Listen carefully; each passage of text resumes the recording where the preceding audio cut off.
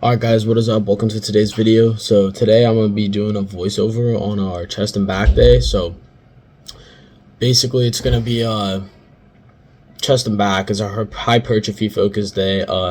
Dennis was there, I was there, my brother was there, and JP, one of our buddies, ended up jumping in for a bit. So I'll show you guys the clips and kind of do a voiceover on what's happening. So yeah, let's get it. So to start off, we start off with some Larson press. Now, what I do is I'm kind of doing like DUP, I guess you could call it, where it's like every day I'm kind of like switching on my rep range. So I do a monthly cycle, and I start off with 3 sets of 8, then 3 sets of 6, 3 sets of 4, 3 sets of 2, and then I PR repeat. So I've been trying this out.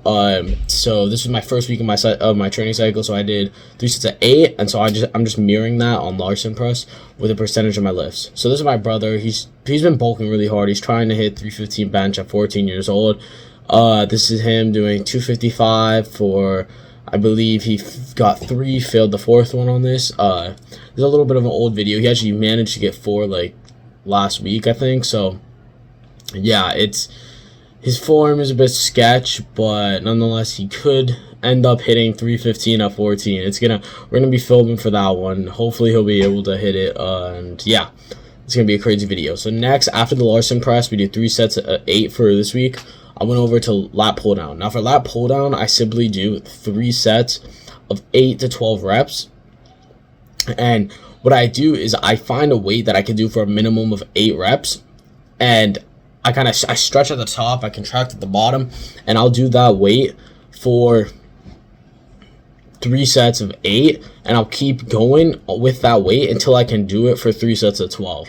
And once I'm able to hit 3 sets of 12 with that weight, I up the weight again. I use that little 5-pound plate. You guys might be able to see it on there, and then eventually I take it off and up the actual weight. So yeah, that's basically what I've been doing since then. This video I actually ended up upping the weight. So yeah, just try to like push yourself up the weight, and you might be surprised with what you actually could do, because within like 2 weeks I upped the weight and I only lost like 1 or 2 reps. So yeah, that was interesting. And so this is Dennis doing lat pull downs. He goes really light. Like, I don't know, guys. I don't know. This guy, he's more of like a pump work guy.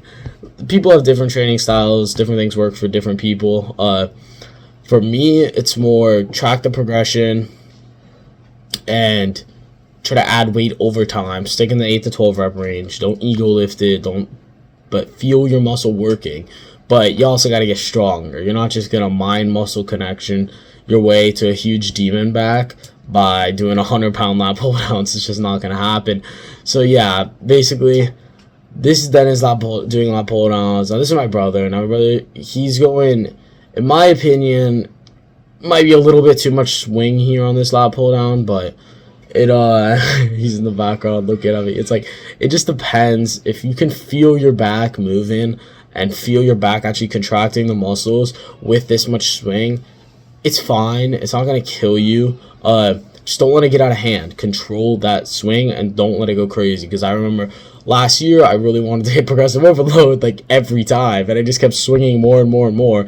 And I was doing lat pull downs with like 210, and it was just complete swinging. When right now, for reference, I'm doing it with like since this workout I've been doing it with 187, and it's like pretty clean form. So I just wanted to put one more set of lat pull down, just kind of show you the whole form again. Stretch at the top, contract at the bottom, and just go till you can't do another rep. And for this, I use the mag grip. I really feel like this grip is great. I don't know why, it just locks in. I feel it so much more than all the other grips. I put some chalk on my hands. I've been experimenting without the chalk. It might not honestly be necessary. And yeah, I just try to squeeze my back at the bottom there. And this is kind of one of my main movements for back. So we're going heavier on this and really just trying to add weight over time. So yeah. Oh yeah, you guys can see I got a haircut. I got the beanie on. But yeah, here I'm like trying to get it down. It's a little cheat, but on the last reps I cheated a little bit, but I don't count those reps towards progression. Like, it will help muscle wise, but not strength wise. Here's Dennis flexing a little bit. So after that, we did Larson. I did Larson bench press, then moved over to lat pull downs, and now we're doing incline Smith machine. And so basically, I don't like to superset exercises. Like when I train all out. So it's like if I superset, I'm so exhausted from my set. It's not happening. It's like I'm gonna be performing at a suboptimal capacity. So it's just not worth it for me. And so yeah, Dennis goes extremely wide on his incline Smith machine.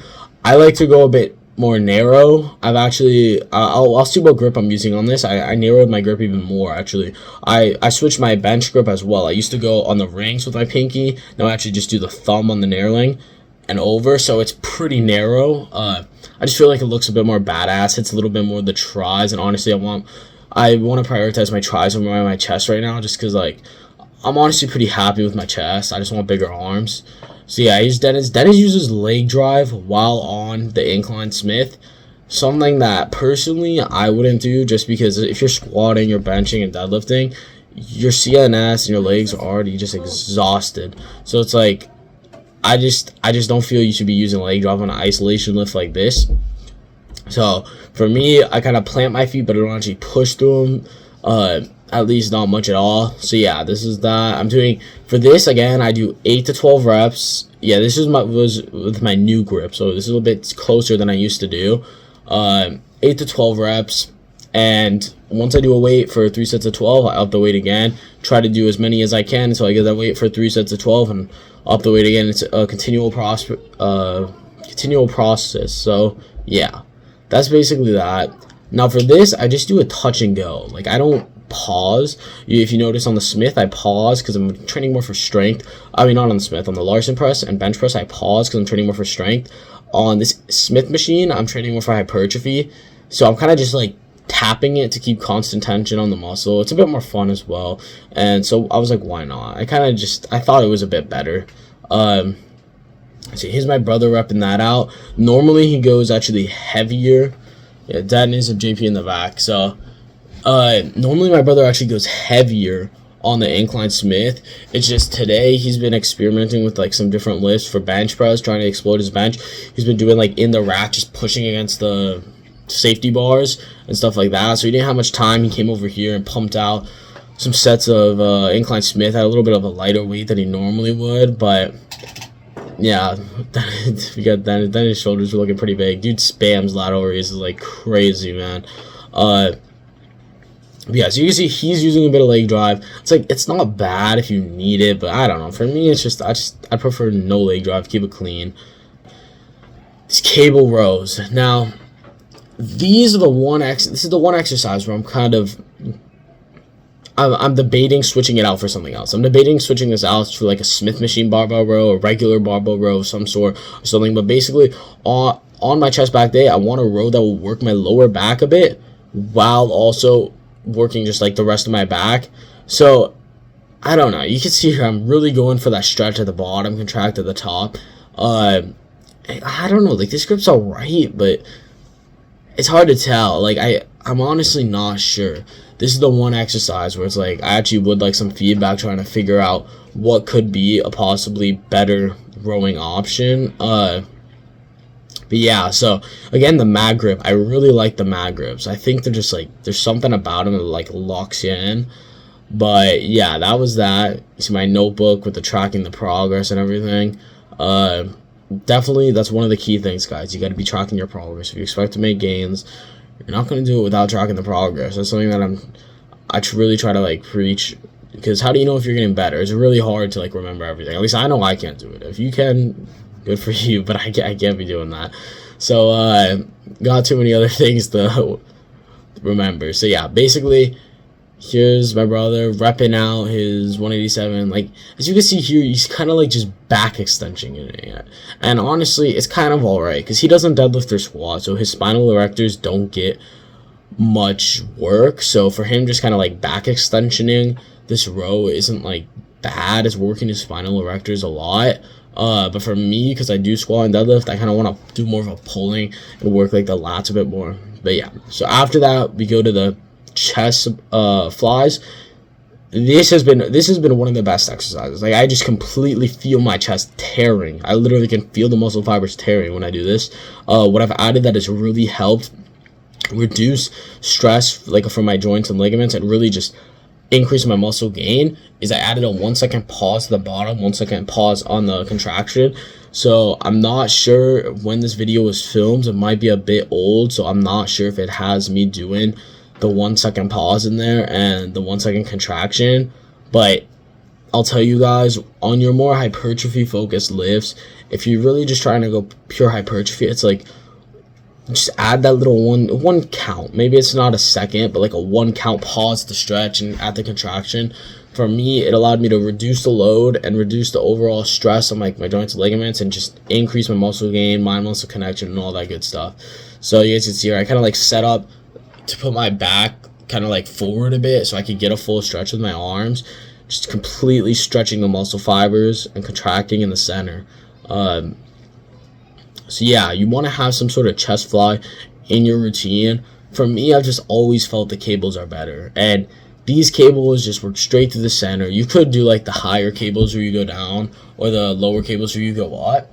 Those work as well, but they're almost always taken at my gym. So it's like they work pretty much the same, and honestly, I wanted the same thing so I could track the progress. So yeah, really, you gotta push this though. These are one of those exercises where it's really painful to push, man. But it's one of these where like you should push it to the limit, because you're like the chances of you getting injured on this, you'd have to be using something really stupid. So you guys can tell I'm pushing it pretty hard here. Just really trying to stretch, just grind the reps. It's a struggle, man, but that's hypertrophy work. That's why when people say, oh, I was doing some nice bodybuilding work, it's like, I know my bodybuilding work isn't fun. My powerlifting work is much easier than my bodybuilding work, that's for sure. Yeah, so then after that, I go into the lat pullovers. Again, same thing. I added a 1 second pause at the contraction and 1 second pause at the stretch. Again, I really do like what it's doing. I think it's helping out a lot here on these lat pullovers. Yeah, you can kind of see I stretch all the way at the back, bottom, really just relieve. This is mainly my lat movement, so I kind of like round over. My back kind of feels like a shell when I'm doing this. So yeah, I'm really just trying to stretch it and bring it back. This one, I tend to do a little bit higher reps, like 12 to 15 reps, and once I hit 3 sets of 15, I'll up the weight. And yeah, I feel like this has been one of those that it's been helping out. It's been helping out a solid amount for the back development. And then after that, I went over and did some shrugs. So for me, shrugs have always been hard to progress on. So I've decided, you know what, I'm just going to do this. I'm doing the kettlebells. I feel like it's fine. So my gym actually, these are just 50s, but so I go light, focus the stretch, focus on contraction. But we also have these red kettlebells. They have like a gorilla symbol. They don't even have a weight on them. But what I've been doing is like one day I'll do the heavy ones, which are the red ones. They're really heavy. I've just been slowly trying to get good at those, and they're really, really heavy. So like if I'm doing it with controlled form with those heavy ones, it's like I'm gonna have big traps. I'm not too worried about like tracking the small progress and stuff like that. Honestly, it's not the end of the world. It just saves a lot of time doing a superset like that. So yeah, after this I did a bit of posing. You guys can see the lighting here is honestly trash. Like I don't know, just the lighting, man, is really bad. But yeah, you guys can see the abs are pretty thick. I don't know if I was doing abs today, so I don't think they're pumped. But the back, like, it's not bad. Back pumps, I feel, honestly, remove definition from the back. But it's not bad. The back was looking pretty good. I'm trying to bigger it up still. The abs, they're alright. Like, the lighting here is pretty ass, if I'm going to be honest. But I do have pretty big waist genetics, so it's whatever. I'm just trying to like just get strong all around, get big. This is like probably like 2 weeks into my lean bulk, so I did start a lean bulk, and I'm just trying to like slowly, like really slowly, only clean foods, all that stuff. So yeah, you guys can see it's like I'm a medium-ish body fat, just kind of like I've been maintaining up to this point, and then just like 2 weeks ago started lean bulk. So yeah, guys, that's gonna be a wrap on the video. I hope you guys enjoyed. I'm excited I could finally get back into training. I want to talk about some injuries. So I did have like a hamstring injury of the past where I like kind of strained something in my right hamstring, and I think that happened again. Basically, I was not feeling good on this day, and I came in, I forgot my knee sleeves, I was rushed, we were traveling, and like I literally came into the gym, I was like, screw it, let's go. I did a 3x2 on squats, and I was going pretty heavy, no knee sleeves, and I felt like something in my hamstring kind of like shift, and I felt that pain, and like ever since then, it's been like on and off. And so what keeps happening is I'll it will almost heal, and then I'll squat again the next week, and then it will start over again, and the cycle just keeps continuing. But it's good enough that I can squat on it and like perform fine. It just hurts when I'm doing it. So honestly, I'm not sure. I might end up deloading this week just to see if it could fully heal. I've kind of been on and off deloading with it, just trying to get it to heal. But I really want to bring up my squat. I'm trying to get a 405 squat, 325 bench, and 500 conventional deadlift by the end of the school year, so the start of June. So those are the goals I'm trying to get right now, and it's kind of like I might just have to push through this leg injury. I don't know, man. It's injuries, man. They're annoying, but yeah, I hope you guys enjoyed the video. I hope you guys learned something. Any questions, comment them down below. I'll make sure to answer, and as always, boys, keep getting those gains.